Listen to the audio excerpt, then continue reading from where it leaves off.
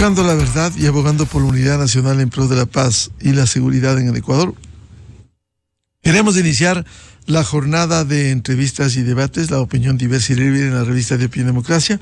Dar la bienvenida al doctor Ramiro Rivera, analista político y columnista del diario El Comercio, y el doctor Santiago Basabe, catedrático de Flaxo y articulista de Primicias. Bienvenidos. Quisiera empezar con Santiago Basabe a propósito de un último análisis que publicar en Primicias y que da cuenta de la necesidad de definiciones en la política frente a posiciones como es lo que significa el centro. Doctor Santiago Basabe, ¿cómo lograr definiciones y no posiciones que pudieran determinar que no hay una posición definida en este sentido? Muy buen día. Gracias, Miguel. Buen día, Ramiro, buen día a la audiencia. Bueno, creo que es un problema estructural del país. No es un problema ni de derechas ni de izquierdas, es un problema estructural. Las posiciones de ideas, la visión política, en rigor, el país la ha perdido hace mucho tiempo. Tiene que ver con la ausencia de partidos, por ejemplo. Tiene que ver mucho también con el posicionamiento cada vez más fuerte de... Esto puede sonar muy fuerte, pero de una suerte de mercaderes de la política que dicen que ya las ideologías no importan, que el marketing es lo que importa, porque eso da muchos réditos, ¿no? Para muchos consultores políticos, no todos, pero hay muchos que se han posicionado a partir de decir eso. Y claro, eso es lo que lleva al país, desafortunadamente, aunque no es un problema solo del Ecuador, desde luego, es a que la política cada vez se banalice más, se trivialice más, sea algo en principio irrelevante, pero el problema de todo ello es que al final el país, la sociedad en general, somos los que terminamos absorbiendo todo este tipo de responsabilidades. Dudo mucho que exista una posición al respecto en el próximo proceso electoral, por ejemplo. O sea, no creo que esto vaya a cambiar, no hay razones para que esto cambie. Entonces tenemos gente que se dice que es de izquierda sin decir a qué se refiere cuando habla de izquierda, muchos que se proclaman de centro sin decir qué están pensando desde el centro respecto a temas claves, ¿no? En el editorial que tú mencionas se plantea uno, por ejemplo, que es de fondo, es fundamental, que es el tema de la educación superior, por ejemplo. Ahí hay una definición ideológica en saber cómo se conduce la educación superior, si es gratuita, si es de libre acceso, si no lo es, si hay pensión diferenciada. Eso parte de ideas que, insisto, yo no creo creo que en el país se han perdido mucho y dudo mucho que en el futuro cercano tengamos una diferencia en ese tema. Doctor Basabe, ¿cómo lograr definiciones? Este país requiere definiciones en este sentido. No se va a lograr mientras no existe una estructura de partidos políticos, no se lo va a lograr. Porque ahora lo que tienes en las elecciones, tanto en las legislativas como en las presidenciales y también en las de los consejos municipales, es gente que se proclama candidatos por sí mismos, hace una interna consigo mismo, un proceso de democracia interna consigo mismo y resulta ganadora esa persona, y luego busca un partido o un movimiento, o bien que le preste el espacio de forma gratuita, lo cual es lo excepcional, o bien pagando por el espacio, que es lo que suele pasar. Aquí las candidaturas se paga, para uno para ser candidato tiene que pagar, salvo excepciones, desde luego que siempre las hay. Entonces, si es que esa es la dinámica de la vida política, porque además en el país no se requiere ser afiliado a un partido político para ser candidato, entonces si esa es la dinámica de la vida política, no existe ningún incentivo para que la gente piense, para que la gente plantee ideas. O sea, todo el sistema está diseñado para que los actores políticos no piensen, sino compren candidaturas, lleguen a los espacios de poder y evidentemente tengan que resarcir su inversión entre comillas, y ese resarcimiento no se da vía sueldos, ¿no? Porque no alcanza con los sueldos, sino vía corrupción fundamentalmente, y así se desarrolla el sistema político ecuatoriano y así se ha venido desarrollando hace mucho tiempo. Bienvenido, doctor Ramiro Rivera. ¿Cómo lograr definiciones políticas a sabiendas de que vamos a un proceso electoral en las mismas condiciones sin cambios, sin reformas, como decía Santiago Basabe, en las mismas condiciones vamos con una ley electoral, ley de partidos sin mayores controles, con esta proliferación de movimientos políticos en el Ecuador. Buen día. Buenos días, Miguel. Gracias por la invitación y un gusto especial compartir con Santiago. Bueno, el Ecuador es un país que tiene obviamente muchísimos problemas. Para los economistas, para el sentido común y para la gente, el problema esencial es el económico, la falta de empleo, la inseguridad, etcétera. Pero en el fondo de la cuestión, el gran problema del Ecuador es el del sistema político. La ausencia de un sistema político con partidos políticos y organizaciones que merezcan ser tales. Nunca antes hemos vivido esta crisis. Por cierto, es un problema atávico desde el nacimiento de la República, que nacimos acompañados de caudillismos, de mesianismos, con una historia constitucional elaborada para a cada uno de los caudillos, con un problema de regionalismo. En la antigüedad, el viejo bipartidismo liberal, conservador, cruzado por el tema del regionalismo, del clericalismo y del anticlericalismo. El vetusto Partido Socialista que convivió con ese sistema en los años 30, 50 y 60 en el sistema político, un intento de institucionalizar un sistema de partidos con la ley en 1979, un enorme esfuerzo en los años 80 y 90 en organizaciones políticas como Izquierda Democrática, Partido Social Cristiano o la Democracia Popular, más el populismo bucaramista o roldosista. Pero claro, la política, Miguel, y lo ha dicho Santiago, es una palabra, una expresión y un hecho que está en descrédito en muchos países del mundo. Vivimos tiempos malos para la política y para los partidos, pero los tiempos peores son los del Ecuador, porque el sistema político ha sido, diríamos, vaporizado, es decir, diluido. No hay organizaciones políticas que merezcan ser tales. ¿En dónde está un dirigente que hable de los problemas sustantivos del Ecuador? Un partido que tenga un pensamiento, una doctrina, una visión de la sociedad, una propuesta acerca de los problemas, un diseño de Ecuador hacia el futuro, o políticas de Estado, o un debate. No lo hay. Hay un enorme vacío. Y tampoco es que las universidades, que en cualquier país del mundo son escuelas de formación, lo cumplan o lo hagan. Tampoco hay un esfuerzo de la academia para contribuir al debate. A esto se agrega el hecho gravísimo de que la descomposición ética de la sociedad y especialmente de la política ha hecho que los partidos sean arrastrados muy cerca no solamente de la pobreza de su nivel político y ético, su lejanía de los valores de la ética pública, su cercanía extrema a los personalismos y caudillismos y hoy a la contaminación de la corrupción, del crimen organizado y del narcotráfico. Eso es lo que se refleja, por ejemplo, en el magnicidio contra Fernando Villavicencio. Al parecer, pues, fueron hasta aquí las presunciones, ciertos políticos vinculados con alguna banda delictiva que a su vez estaba involucrada en actos de corrupción hospitalaria del Ecuador, lo que presuntamente podría llevar esa investigación.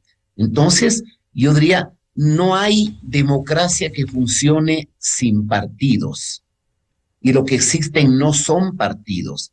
En consecuencia, este es un tema al que deberíamos darle una enorme prioridad, Tenemos una cosa defeciosa que se llama el Código de la Democracia, que alguien me decía que debía ser denominado el Código de la Desgracia, donde en vez de incentivar el fortalecimiento se estimula la multiplicación o se estimula la corrupción.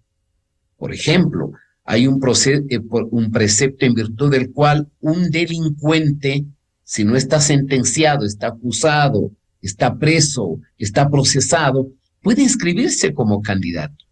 Y para inscribirse gozaría de inmunidad desde la inscripción de la candidatura a la proclamación de resultados. Y un Consejo Nacional Electoral que, salvo, me parece, una excepción, es una institución que está en un proceso de descomposición moral que asusta y que repugna al Ecuador. Este es el problema de fondo.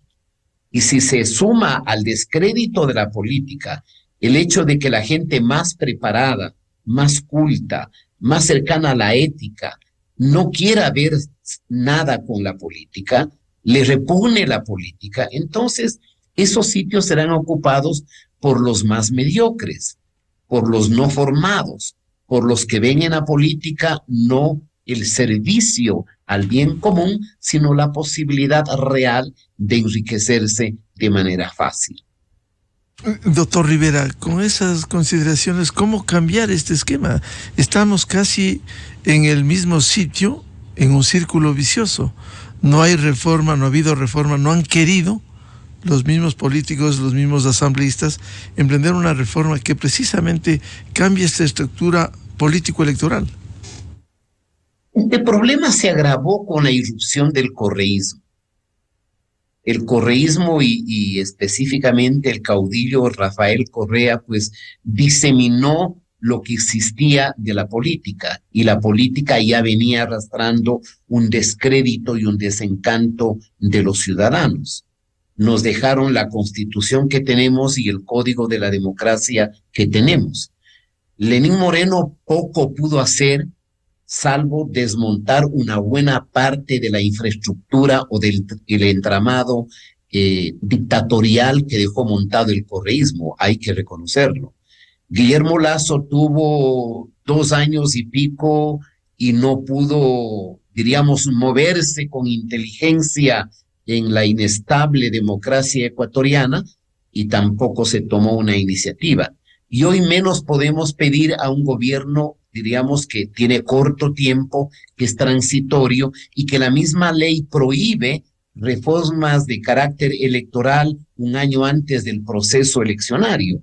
Entonces, a mí me parece que la oportunidad debería ser que la próxima persona que sea electa presidente de la República en las elecciones del próximo año debería asumir el tema de la reforma al sistema político de manera absolutamente seria. Porque aquí hay puntos, Miguel y Santiago, absolutamente claves. Un país no es viable con la fragmentación que tenemos, con los caudillismos que tenemos. Es peligrosa la polarización. No nos damos tiempo para discutir los temas esenciales. Por ejemplo, umbrales para la representación parlamentaria. Aquí cualquier movimiento provincial financiado por una banda delictiva o de narcotráfico de algún caudillo local pone un parlamentario, y ese parlamentario es moneda de cambio para favores, para la corrupción, cuando debe ser privativo exclusivamente de partidos y movimientos nacionales postular candidatos. O que las elecciones a legisladores sea en la segunda vuelta. Discutimos cosas triviales, como por ejemplo decir, tienen que ser preparados, deben tener universidad. ¿Sabían los ecuatorianos que en los últimos parlamentos más del 70% de legisladores tienen títulos de tercer y cuarto nivel? Ahí no está el problema. Y ahora discuten, vamos a poner requisitos de probidad. ¿Y quién emite los certificados de probidad? Y cíteme un país del mundo donde exijan requisitos para elegir y ser elegidos, cuando por la conquista del sufragio universal todos pueden elegir y ser elegidos. ¿Y acaso tampoco será el problema de los electores? ¿Acaso los mediocres caen del cielo? No son los electores los que los colocan ahí, las organizaciones irresponsables, los caudillos que quieren incondicionales y que les incomoda gente que piense por sí sola, que tenga cierta inteligencia y cierta capacidad de deliberancia. Es decir, hay cantidad de problemas insubsanables, pero que en algún momento hay que tomar el toro por los cuernos y debatir una reforma en serio que le ayude a la estabilidad y a la gobernabilidad en el futuro. Doctor Santiago Basabe, si se advierte posiciones no definidas, cuando se requieren definiciones frente a los acuciantes problemas que tiene el país, ¿cómo exigir que haya planteamientos concretos en busca de soluciones de temas fundamentales que existen hoy en la coyuntura? Bueno, exigir no se puede, ¿no? Exigir no se puede. O sea, se puede hacer algo de cara a este tema. Y creo ahí que los medios de comunicación juegan un rol fundamental y decisivo. O sea, mientras los medios de comunicación entrevisten a un actor político y le digan, ¿qué opina sobre la corrupción? Todos, sin excepción, van a decir, mi gobierno va a hacer de una lucha sin cuartel contra la corrupción. Si preguntamos, ¿qué va a hacer con el desempleo? Todos los actores políticos van a decir, voy a incrementar el empleo, vamos a salir de la pobreza.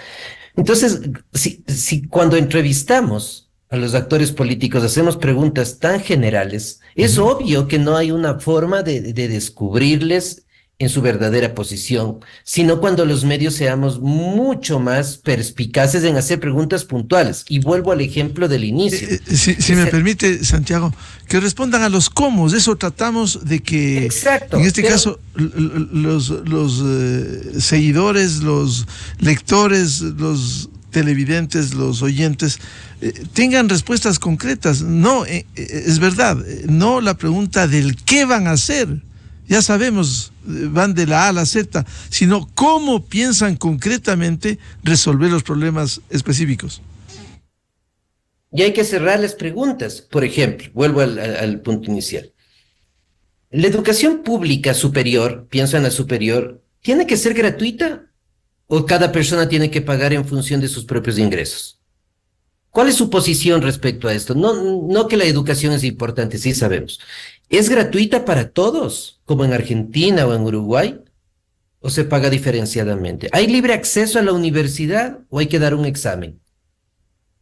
En el tema de la migración, ¿cómo vamos a regular la migración? ¿Se va a exigir visa o no se va a exigir visa? ¿Qué se va a hacer con los ciudadanos que no tienen sus documentos al día, para no decir que está en cuestión de irregular? Porque decir eso es casi un delito de lesa humanidad ahora en el país.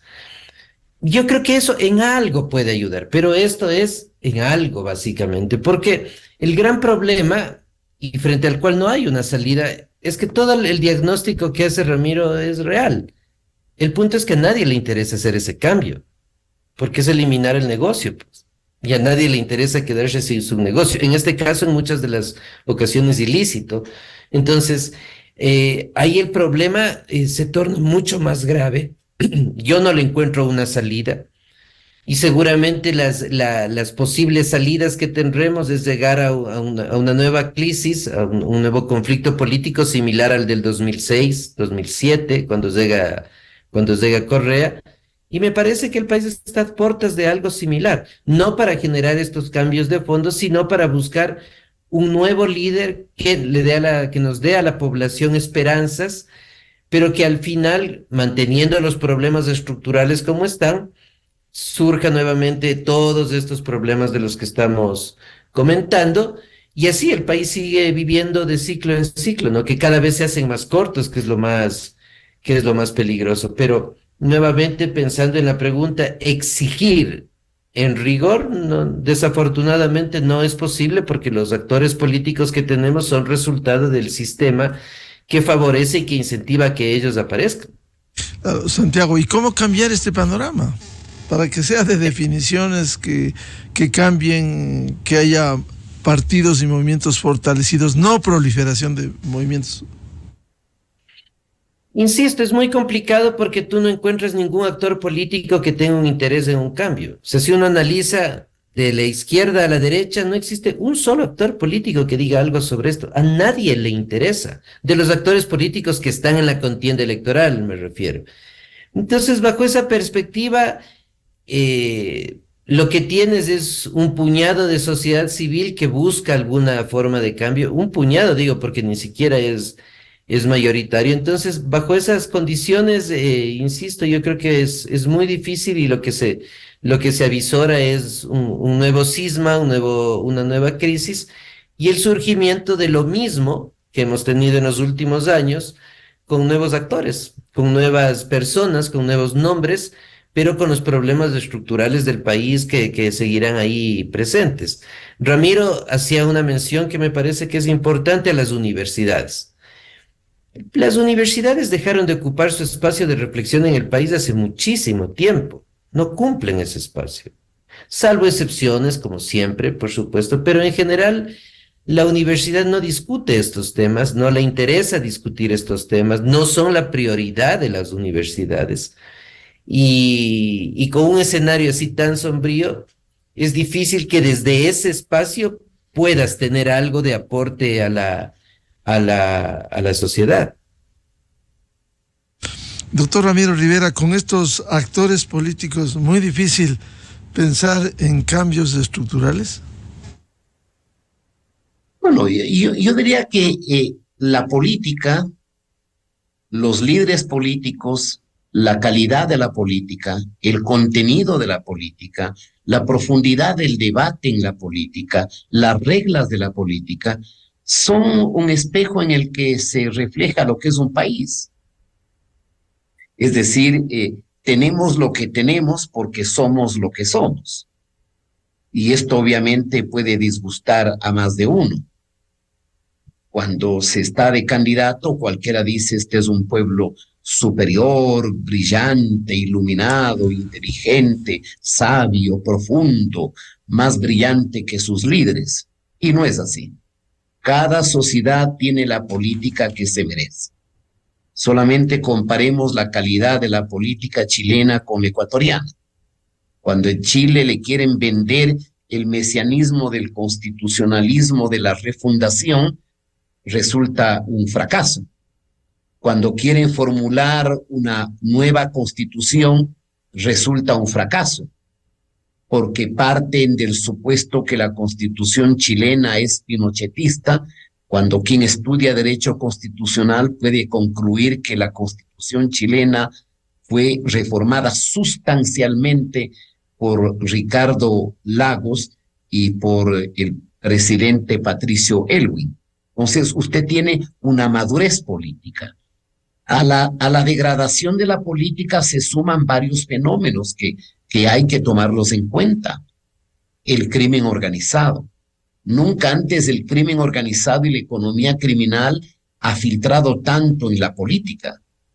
¿Por qué asesinan a alcaldes, a prefectos, a concejales en ejercicio o candidatos? Hagamos estudios. Un canal decía, una persona involucrada en temas de tráfico de armas y de cocaína fue candidata, pero no se dice de qué organización política. No se debate los temas. Es decir, a la podredumbre de la política, al empobrecimiento de la política, se suma hoy el crimen organizado. Y entonces la gente, diríamos, preparada, la gente buena, la gente que sí quiere ver en la política un oficio de servicio, es decir, una ética de la acción, una ética de la responsabilidad, una ética de los valores, se asusta. Dice, no, en esa porquería yo no me meto. Y en consecuencia, esas vacantes, como decía Edmund Burke, quedan a cargo de los mediocres.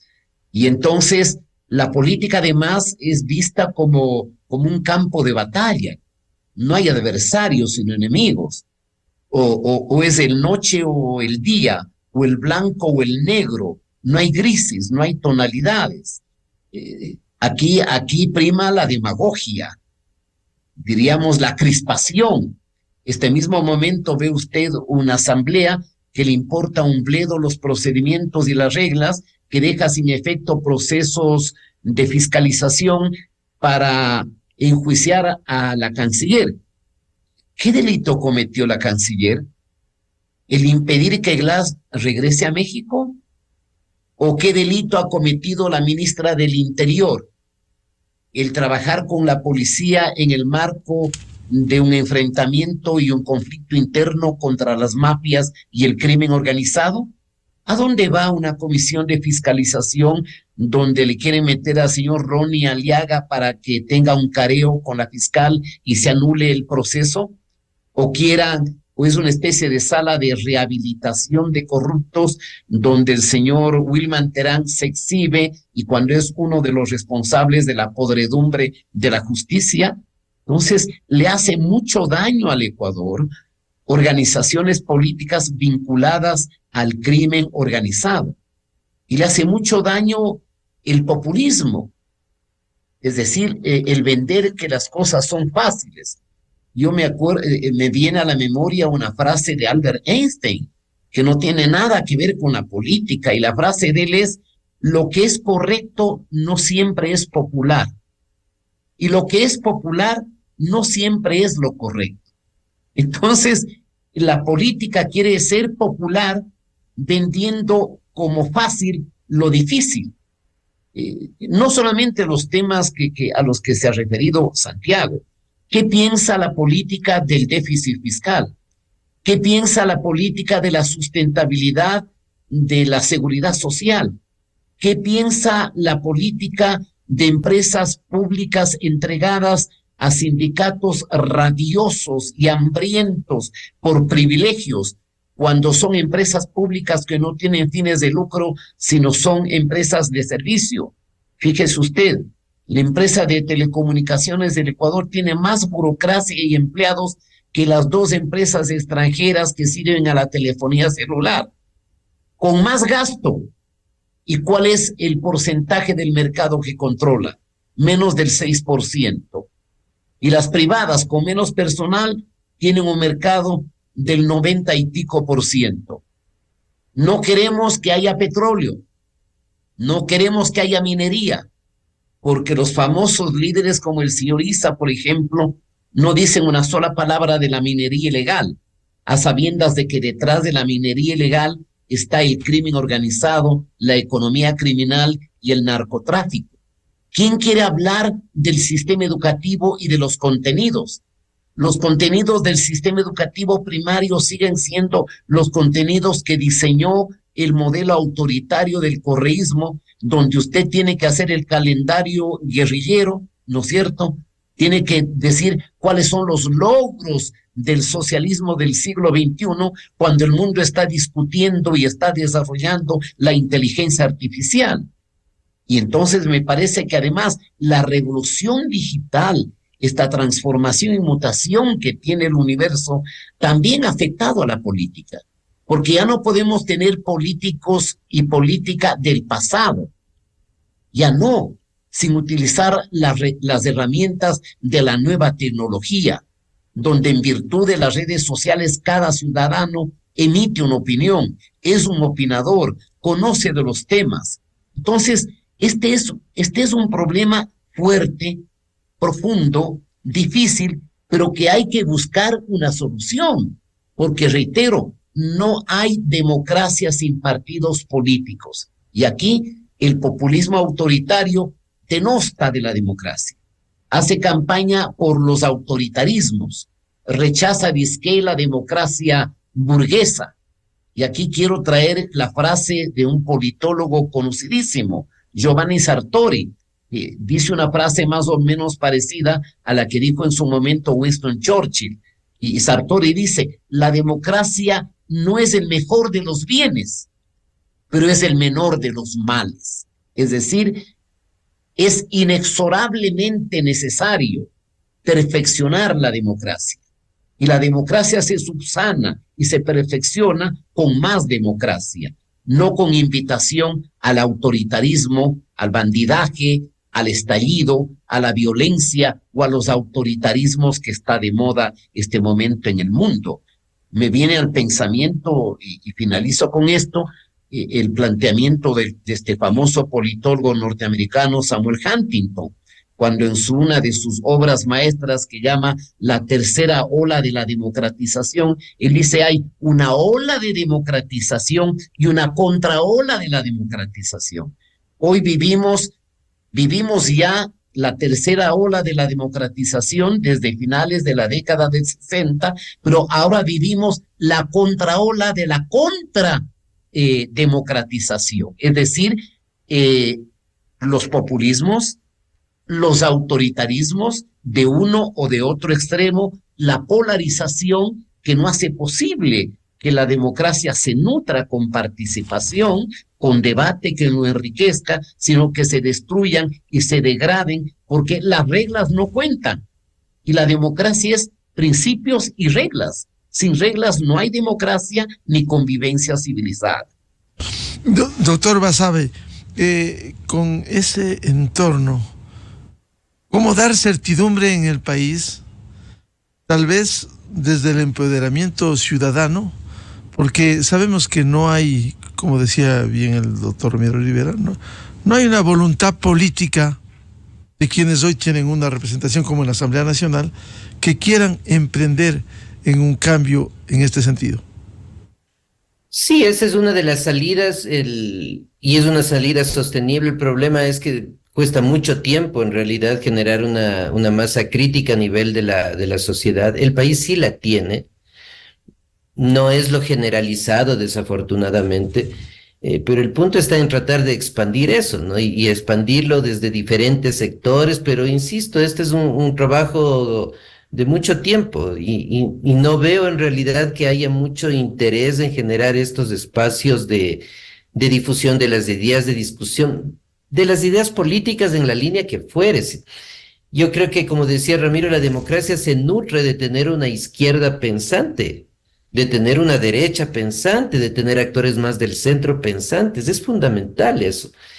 Pero generar los espacios no es una cuestión fácil, no es una cuestión sencilla, porque además hay muchos impedimentos normativos, institucionales para esto, para el ejercicio de la asociación cívica, fundamentalmente.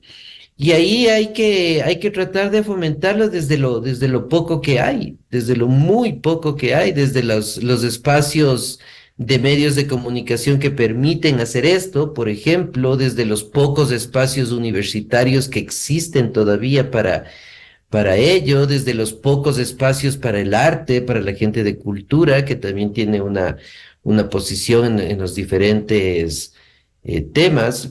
Ahí yo creo que hay un ejercicio muy grande que hacer, un trabajo muy fuerte que hacer, que no tiene que venir desde el gobierno, desde ninguno, no tiene que venir desde el Estado, sino que tiene que ser una cuestión que fluya socialmente y que, insisto, es quizás lo que puede dar sostenibilidad a una sociedad, pero que en el caso ecuatoriano va avanzando de forma muy, muy lenta. Doctor Ramiro Rivera, estamos abocados ya a un proceso electoral. Vamos a lo mismo, en las mismas condiciones, sin expectativa, para no generar falsas expectativas en el Ecuador. Bueno, la situación es compleja, ¿no? Primero, coincido con Santiago de que uno no puede generalizar. Hay gente de todo, hay gente buena, hay una nueva generación, hay un relevo generacional que hay que aceptarlo, aunque el problema político no es entre jóvenes o viejos. Hay quienes comenzamos en la política muy jóvenes y éramos vistos con malos ojos por los adultos. Creo que hay que apoyar este relevo generacional. Hay una nueva generación que va ingresando. Hay que estimular a los jóvenes profesionales capaces, inteligentes, preocupados por lo político y por el país para que se involucren en la política. El proceso electoral será fragmentado.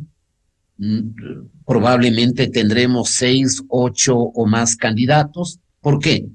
porque tiene 17 movimientos y partidos nacionales que necesitan patrocinar candidatos o arrendar o vender o cobrar. Algún momento contaba la anécdota que yo le preguntaba a un político joven y destacado del Ecuador, le decía, pero ¿por qué no fuiste candidato? Y me decía, Ramiro, no tengo los 5 millones de dólares que me pedían para auspiciar mi candidatura. Es decir, hay partidos que venden las candidaturas, les produce repugnancia, pero ya en la coyuntura y en análisis proyectivo que me permitiría yo formular, yo veo en el horizonte un proceso de bipolarización. Usted quiere un proceso de polarización entre Noboa, si se postula para candidato a la presidencia, y entre el correísmo. Probablemente entre los dos llevarán un 70% o más de los votos de los electores. No veo la posibilidad de un tercer invitado. No sé si Jean Topic se decida a ser candidato.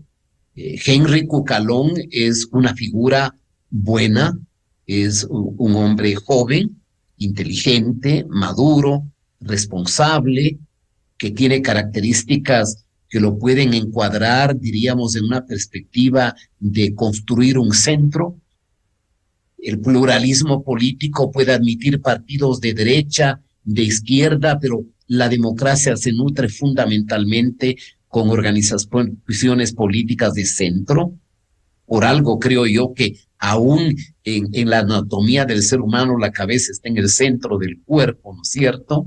Que dé equilibrio, que dé sensatez, que sea proclive a valorar las características de la democracia, el pluralismo, la tolerancia, la alternancia, el diálogo, porque la política no es una guerra. Hay adversarios y no hay enemigos. Pero claro, el populismo autoritario recogió el pensamiento del enemigo. Al enemigo hay que vencerle, destruirle y eliminarla. Y una política llena diríamos, de basura, llena de insultos, llena de adjetivación, que es un poco lo que usted ve en las redes sociales. Usted plantea un pensamiento y lo que tiene es 1000 insultos, y de ahí no son 1000 reales, son bots, son trolls, es una máquina que reproduce perfiles falsos, etcétera. También eso ha degradado un poco más la política. Pero esperemos que de este proceso electoral salga un resultado que le dé al Ecuador estabilidad, que le impida al Ecuador retornar al populismo autoritario, y que esa continuidad o una alternativa moderna le prenda las luces al Ecuador para auspiciar, para empujar, para suscitar un debate en torno a una reforma política que haga posible la reconstrucción del tejido social, ¿no es cierto?, de la cohesión social, de la convivencia plural, de la tolerancia, eliminar del léxico de la política la grosería, la intolerancia, la intransigencia, el estallido y la violencia. Así un país no tiene futuro, de tal manera que el escenario sin duda es gris, pero hay que tener esperanzas en el porvenir. Mientras exista esperanza, convicciones e ideas, siempre es posible hacer que los males de la democracia puedan curarse con lo benéfico que pueda tener la democracia, elevando el debate, planteando los temas sustantivos y exigiéndole a las nuevas élites que hagan un esfuerzo por pensar, porque eso es lo penoso. Aquí cualquiera se considera presidenciable, cualquiera, y en el momento del momento ni siquiera pueden comprender una pregunta. Y como dijo Santiago, si usted les hace preguntas específicas y concretas, las van a eludir. Es decir, reconstruyamos una política de diálogo, de racionalidad, de consenso, la política entendida como servicio, pero sobre todo valorando la libertad, porque sin libertad no hay democracia, sin libertad hay despotismo, y sin democracia y libertad un país no tiene viabilidad. La reforma política es sustancial, es imperativa y no puede tardar. Y debe ser tarea desde el próximo periodo presidencial que todos los actores, los analistas, los comentaristas, la prensa, los medios, la academia, hagamos un esfuerzo para contribuir a una reforma institucional y democrática que le dé perspectiva de futuro a nuestro país. Cuenta pendiente la reforma político-electoral y volveremos a convocarles a quienes nos generan ideas y planteamientos, como el caso del doctor Santiago Basabe, académico catedrático de Flaxo, y el doctor Ramiro Rivera, analista político y columnista del Comercio. Muchas gracias, su atención. Muchas gracias a ustedes. Buen día. Enseguida, en la revista de Opinión Democracia. 7:22 minutos en el territorio continental ecuatoriano. Vamos a una pausa publicitaria y ya volvemos para hablar de los contratos colectivos en el sector público. Algo impresentable, pero que hay que analizarlo. 3 juristas invitados, abogados laboralistas, doctor Miguel Ángel Puente, doctor Galo Cárdenas y el doctor Gabriel Recalde. Desde 1984 con Gonzalo Rosero. La revista de Opinión Democracia. Siempre líderes, siempre confiables. Enseguida regresa Miguel Rivadeneira a la búsqueda de la verdad. Inicio de espacio promocional y publicitario. Para un toyotero, la seguridad